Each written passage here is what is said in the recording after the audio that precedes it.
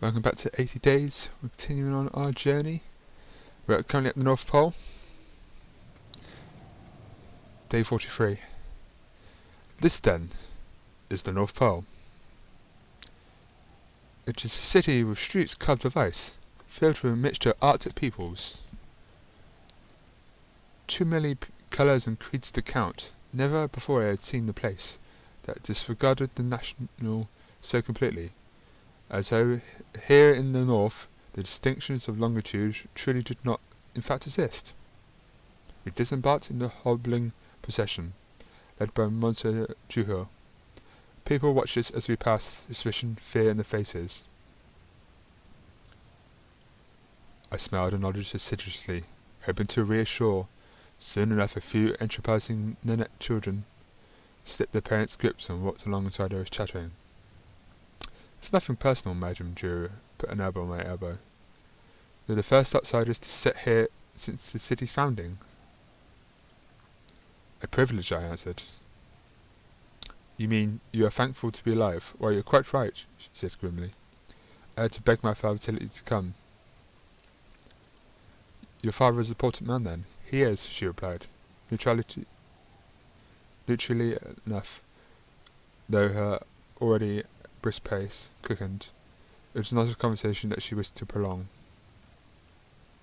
What will happen to us?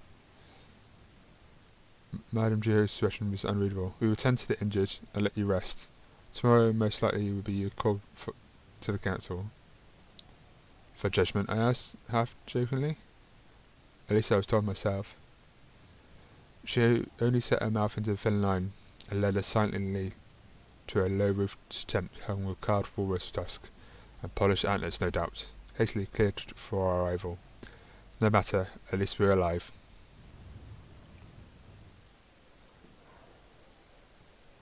I claimed a bed heaped with furs and blankets, and after being chased from Monsieur Fogg's bedside by a sharp-tongued doctor,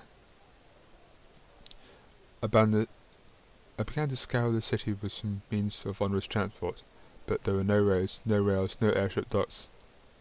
This place was happy to be disconnected, self-reliant. Food was grown in heated chambers, and waste was compacted and then sunk through holes in the ice. Surely our long journey would not end here, as citizens of a new strange place. I tried bribing a local, but found they were reluctant to talk to me at all. It seemed a foreigner, especially a Frenchman, was unsettling at a sight as a free-headed cow in the city. I returned to my master in something of a black funk, but he only shivered, and did not attempt to criticize me at all.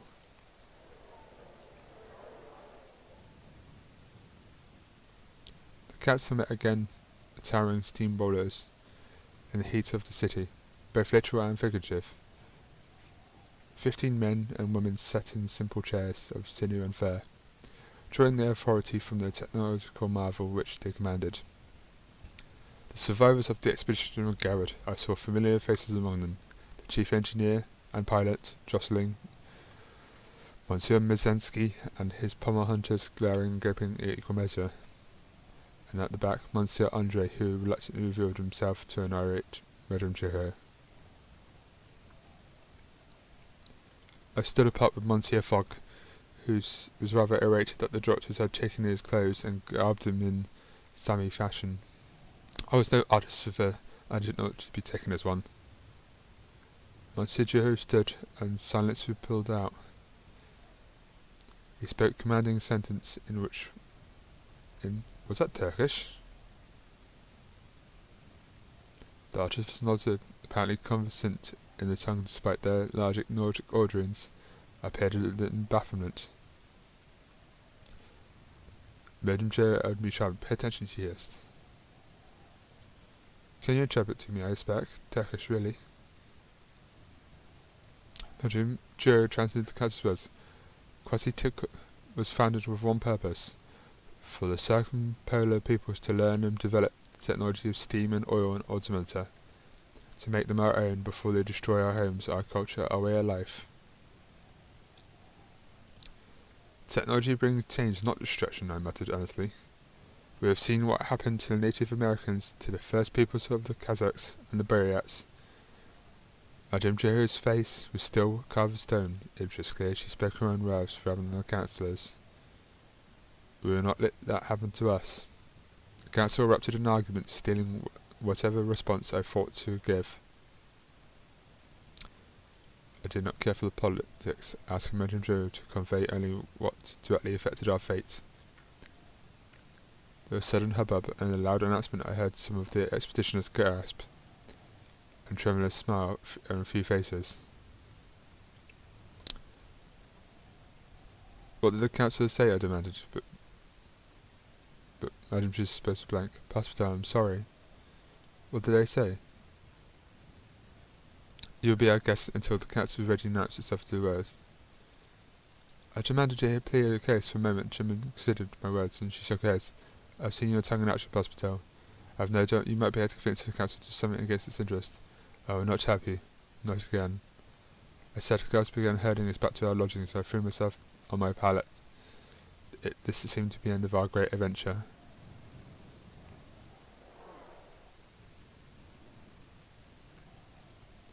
I woke in the semi-dark to find my master shaking my shoulder. Monsieur Fogg! I exclaimed. He placed a finger to his lips, and at an unspoken command I quietly gathered up our bags and followed him to the ice-packed sheets. We are not staying here, Passepartout, he told me, and pointed to the pair of dark airships to the west of the city. We have a wager to win it. That is our way out. Should we seek aboard, monsieur? Remain hidden until we are away from Quasi-Tuck. Then he paused delicately. Adjust our plans for emergent circumstances. Ah, I said sagely. Indeed, master. Quite so, he replied. Enough. Which airship do we aid from? I scrutinized the both as northern said part. The one on the left, I said, immeasurably better if I having made a decision, however arbitrary. Well then, let us depart.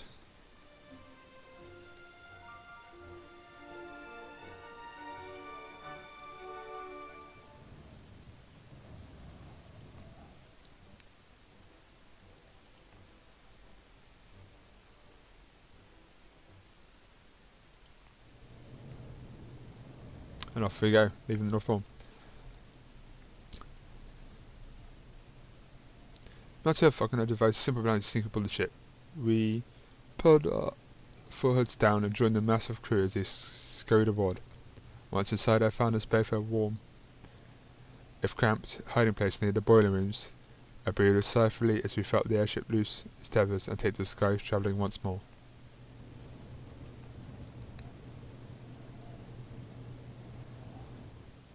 We were woken by a series of loud raps against the door of our hiding place. Please come out, a voice called. We know you're there. I attempted to mimic the noises of a groaning rivet joint. Perhaps to suggest that the chamber was sealed from sound mechanical reasons. But the voice also immediately became alarmed. Are you ill? It demanded. Don't worry, you're safe with us. Monsieur Fogg took matters in his own hands and opened the door. A middle-aged Nenets woman stood at the head of a small troop of guards. I'm Captain A.N. Veneto. A woman grinned at her eyes, her dark eyes glinting. And you two are aboard my beautiful ship. She is a wondrous vessel indeed, I agreed, reasoning that all captains like to hear their airships praised, even by stowaways. Isn't she? Captain Veneto said. Sorry. She's the most aerodynamic ship we've ever built. The lines of her hull are quite remarkable, I agreed, with a sickly smile. The captain set the box subtly. Oh, you're really too kind, she murmured. I summoned all my courage.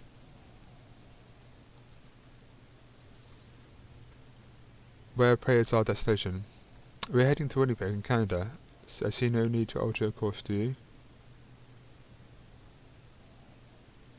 Canada? We might be arrived by day 47, and the thought of our way to being possible returned like a warm glow. Well then, Captain continued briskly, let's get you a proper cabin and a good meal. It's roast seal tonight, and the cook's absolute marvel with the seal. That night I remembered to adjust the pocket watch as we crossed the international dateline and gained ourselves a day.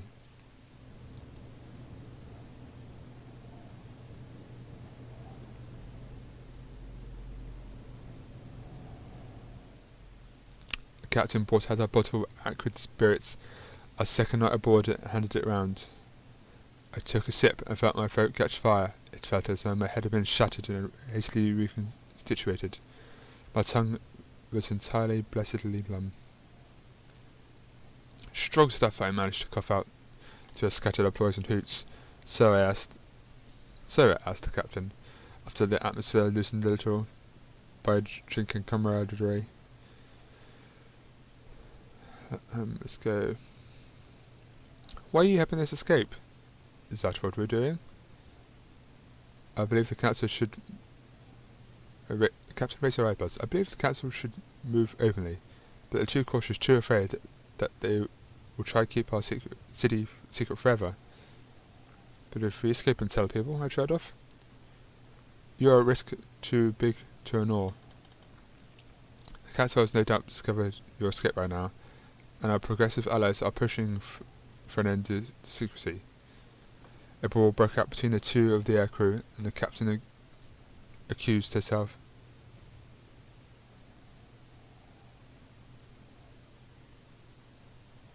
Excused herself. I think that should be accused. Be excused. Herself to go thump the perpetrator's head together.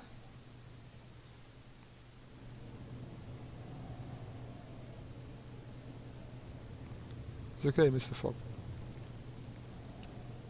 Winnipeg. The outline of the coast of the Hudson Bay loomed, grey and barren though. The observation windows. We're here already? I exclaimed. When the navigator preened. Our ships are the fastest in the air, he boasted, with cracking his knuckles. Not that the rest of the world knows anything of it. We tethered smoothly, and disembarked on sweet, blessed land. Good luck, Passepartout, Captain Veneto called, in parting. You have done the Arctic peoples a great service this day. Right, so we're now in Winnipeg. We're gonna take everything we can here.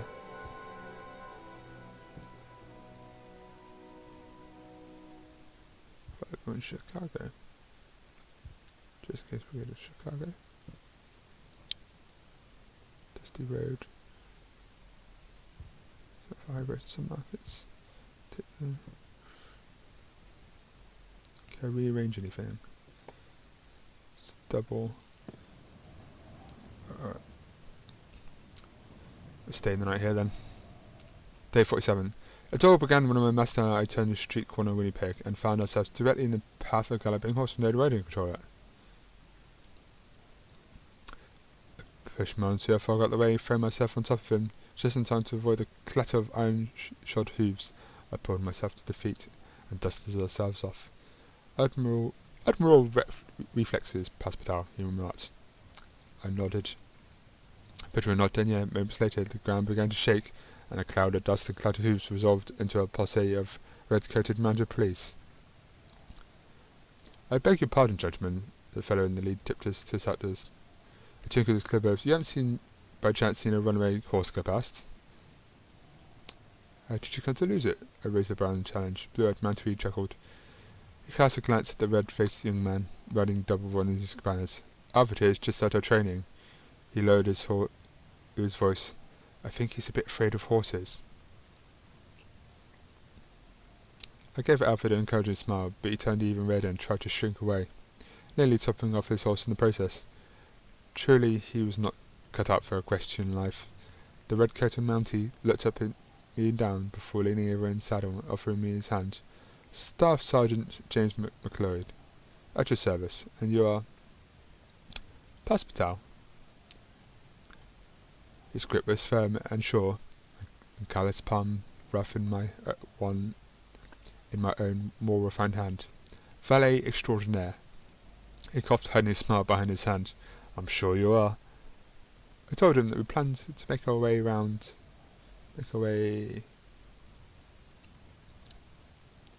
London to any means at hand. Well, there's some local knowledge for you. There's a little-known airship hangar in Ivijik that might be worth heading in that direction. We parted ways sooner after the staff sergeant had a horse to chase after, and as always, my master and I had a journey to plan.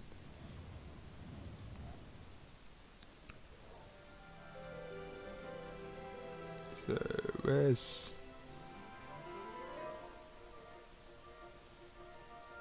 Ah, it's up there. I took a few hours exploring, investigating various options for how we might continue our journey. Right, it says we need to go to... Right, it's Wednesday.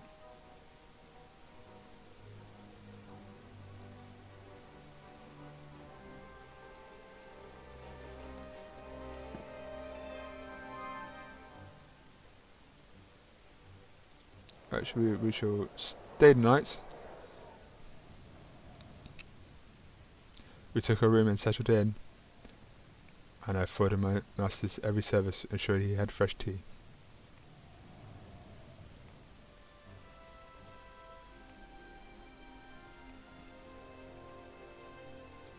Oh no, we got to sell stuff.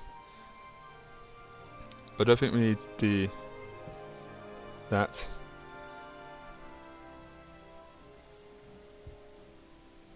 All that. Keep the American turntable. Don't need the Russian stuff. Keep the cold climate for now. We're not going to there anymore. So sell that.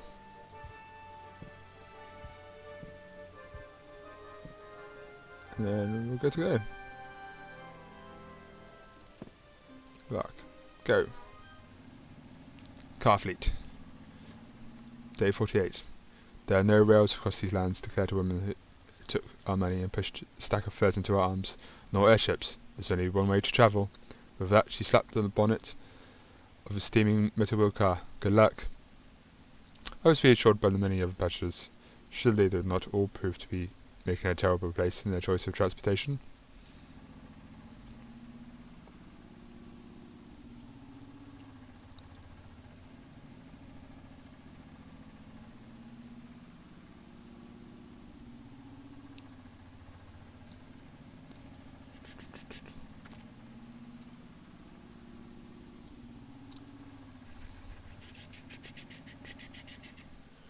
We heard of Ivajik, who were a mixed party of fur traders and fleet cars. The translator was a half Inuit, half Dutch, though she admitted, I wouldn't know a word of Dutch if it bit me on the face. Dad drowned at sea before I was born. The only thing he left me was the blue eyes. And beautiful ones they are too. I tried to give a harumphing snort. I'd much rather give back my blue eyes and be all Inuit. That's how I was raised, and that's who I am. I just don't look that way.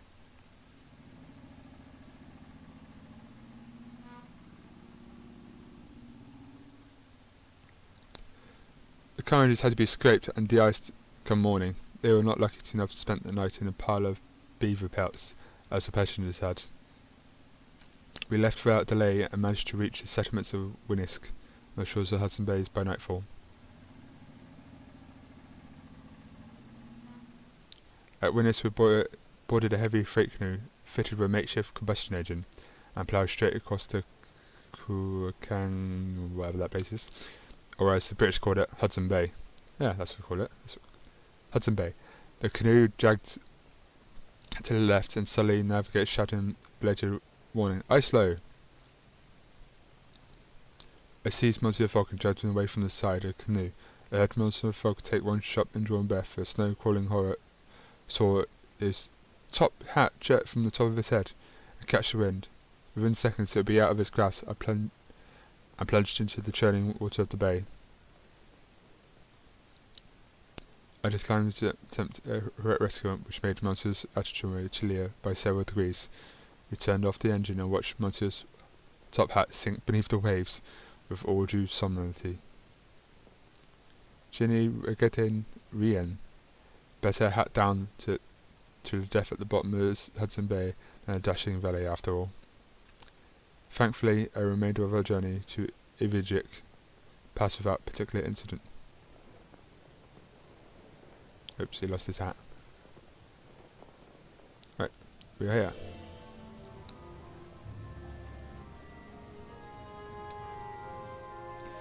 It's a well-known fact that a traveller in search of advice would be well served to head to the nearest bar and Mesame, that's exactly what I did. As the evening rolled around, I taught a pair of Inuit lads to play whist, and then in turn taught me some appallingly filthy Inuit swear words. I'm sure that's at least half of them were real. Perhaps a third. I should never be able to look at a black ringed seal in the face again. The bartender sidled up to the table, and a spread of cards between us. She cut a dashing figure, an older woman with dark eyes, easy charm and confidence. Luchtown, are you? Passepartout, at your service, madam. I leapt up and sketched a bow, and was rewarded by a flash of a smile. She introduced herself as Madame Opic Anelik, and happily enough she proved to be not only a bartender, but the comptroller of the local airship hangar. It's not busy enough to be worth manning the hangar all day, she explained, but the next step out to Reykjavik. Just tell them Opic sent you, and they'll find you a berth that you can afford it. I hurried back to my master to tell him the good news. He was greatly cheered, even though I managed to eat his meal of dried salted seal without launching into a mouthful lecture of the virtues of the well-boiled haunch of beef.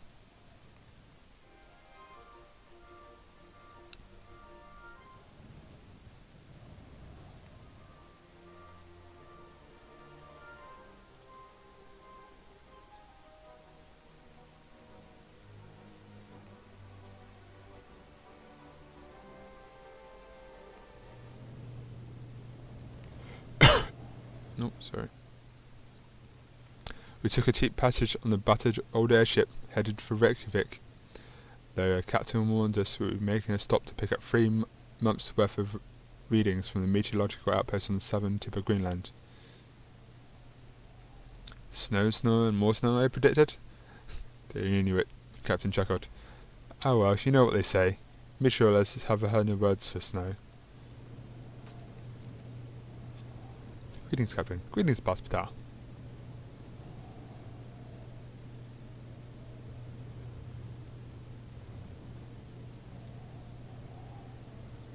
So do talk a lot. But we're making progress. We reached the outpost and the blizzard outside intensified. I could barely see the compact buildings through the sleet.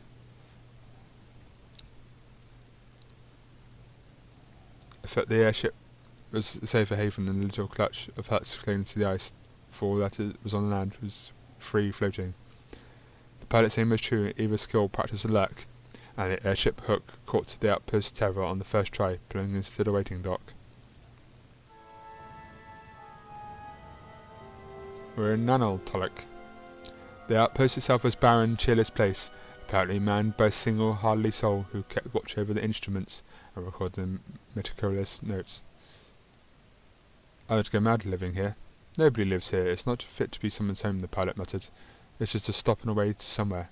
Even if you're the poor bastard who's hired to stop here for half a year. Speaking of which, the pilot opened the door and gestured for me to enter. I stepped through and saw the outline of a man lit by a glow of the bank of instruments. It was none other than artist Viti Jonkin, whom I befriended on our expedition to the North Pole. Monsieur Jokinen, I explained in surprise. He turned the pale eyes welling in recognition. Passepartout, what are you doing here? I could ask the same of you, I laughed. They were only stopping here briefly to refuel, unlike you.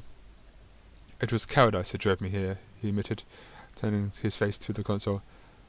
I blame myself for the Ice Walker's crash, and I wished to run away from my guilt, but clearly I did not run far enough. Here you are.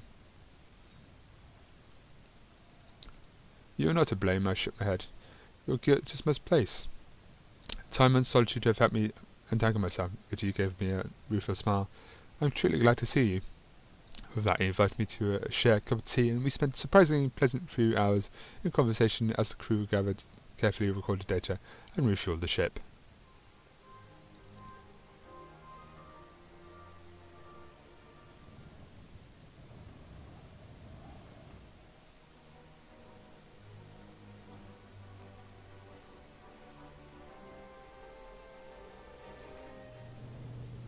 So off we go. Vitti came to watch our airship depart. "Good luck, Passepartout," he shouted, and my response was stolen by the wind and snow, but I watched his thickly mittened hands waving goodbye until he disappeared into the blizzard.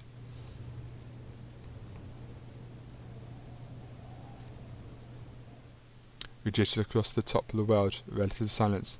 Below wars were fought, hearts were broken, curses uttered, lives began and ended, but all we saw was the cresting waves that ended endless drifting ice. I tried to iron my master's shirts, but could not get the iron hot enough for long enough. My master paced the narrow deck, said nothing. After so long we were all but home. How small London would seem when we finally arrived, now that we had seen the world from its lofty height.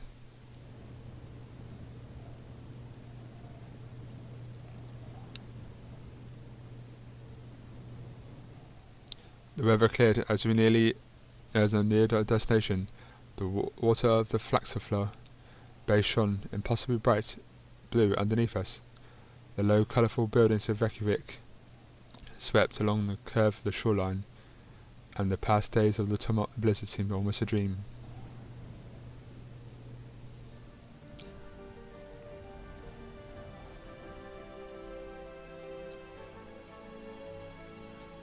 Reykjavik was a quiet town with few inhabitants, but still had a feeling of bustling centre of commerce. We did not explore far, however. Content was established departure time to the airship to London, and settled down for a fine meal. We were firmly back in our adventure once more, but I confess to a feeling more to be glad to be alive than anything else. The pole had been a bleak place. I'm quite sure another, only slightly different fog and Passepartout might have lost their lives there.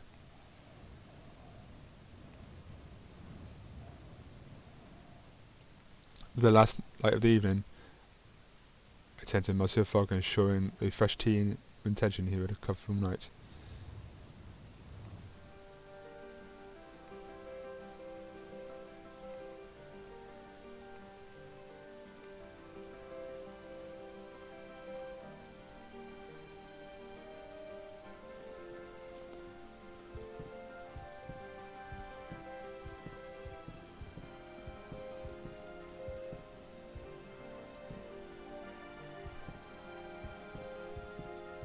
Sell everything.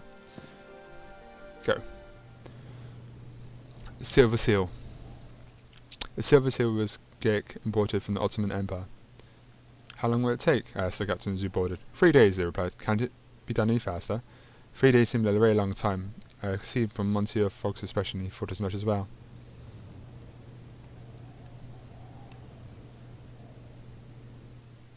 The ocean tore along beneath us. I drew talking to no one. There was nothing that I needed to know, no one to charm, flatter, or bigly into giving us aid. There was only the wind and the time. We could control neither. "Passepartout," I murmured. "Make us go faster if you would." I approached the captain. "Fast, you say? You're crazy, and we would explode." "Then we will buy the ship," the man laughed. "Quite some gentleman. Say £10,000.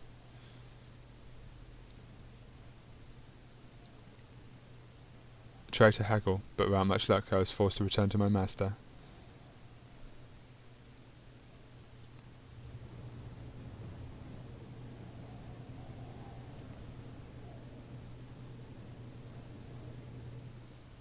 Monsieur Fogg looked out the observation deck windows with perfect calm. There was no reason to be concerned. We were safely within our 80-day window. I could not wait to stride into the Reform Club and claim our prize. I spent the remaining time watching every possible danger, one eye on the crew, the other on the ship, ready to react to the slightest trouble, but nothing broke the peacefulness of our day.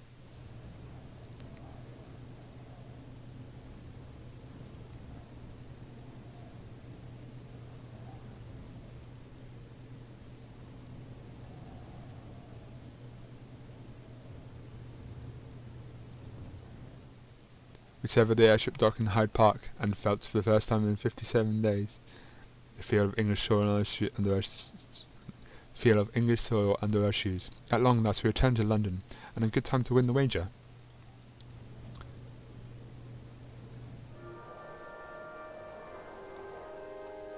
I seized my master by the collar and threw him into the steam carriages idling on the banks of the Serpentine in Hyde Park. "There's no need for such unseemly haste, Passepartout," my master noted. but I was a man possessed. The carriage barely shuddered into a steaming hissing before I dragged my master from his seat and up the steps of the imposing doors to the Reform Club. I released him only when we reached a great saloon, where my master's 5 antagonists stood from their chairs gaping in an attitude of great shock. Monsieur Fogg only straightened a little and said in his calm voice, "Gentlemen, I am here." Or, "Here I am," indeed. The room erupted into cheers. Where had the crowd come from? Had they followed inside from the streets? I scarcely noted them. I realized, as though a spell had suddenly broken, that we had succeeded, and despite my most unconventional route, my master had won £20,000. With 4,000 we began with, and our remaining funds, it was about a profit of over 24,000. A superb outcome. My heart began to beat again, and I saw for the first time the grand interiors of the Reform Club, which had no doubt remained untouched since its founding, some 30-odd years ago. The most advanced piece of technology was a gilded clock set upon the mantelpiece. A few club members were muttering about the impropriety of alighting in the front of the club from a steam carriage. I pushed my way through Monsieur Fogg, who was nearly swallowed by congratulatory crowds. "You have won the bet, monsieur," I told him. I seized my master by the hand and shook it, though we were two equals, and not merely master and servant. Monsieur Fogg pressed my hand warmly, and did not remark even once upon the impropriety of my gesture. Indeed, through his cool grace, he did not much waver or soften. I believe he welcomed the chance to shake my hand. "Any gentleman would be fortunate to call you his valet, and you've been a worthy companion to me besides, Monsieur Fogg." And I knew that from him there could be no higher praise. "Mr. Fogg! Mr. Fogg!" one of the journalists called, and the crowd cried, interrupting our conversation. What next for the great adventure of Phileas Fogg and his loyal valet Passepartout?" My master looked at me. I laughed. A maniac. "Perhaps we should do it again," I declared, "but this time go the long way." I looked around at the faces of some of the crowd and cracked an eyebrow. "Anyone care to make a wager?" Monsieur Fogg refrained from rolling his eyes. "I believe," he said with great deliberation, "that tonight I will have supper and go to bed. Come, Passepartout, it grows late." "Yes, Monsieur Fogg," I declared, and followed. "Your journey around the world is complete! Woo! We did it in 57 days. Fogg returns with time to spare. A journey completed in 57 days despite the sheer size of the world in a Reykjavik diversion and a near-fatal polar expedition. We visited 15 cities out of 160 miles, travelled 12,500 miles, we have a finishing balance of 24,920.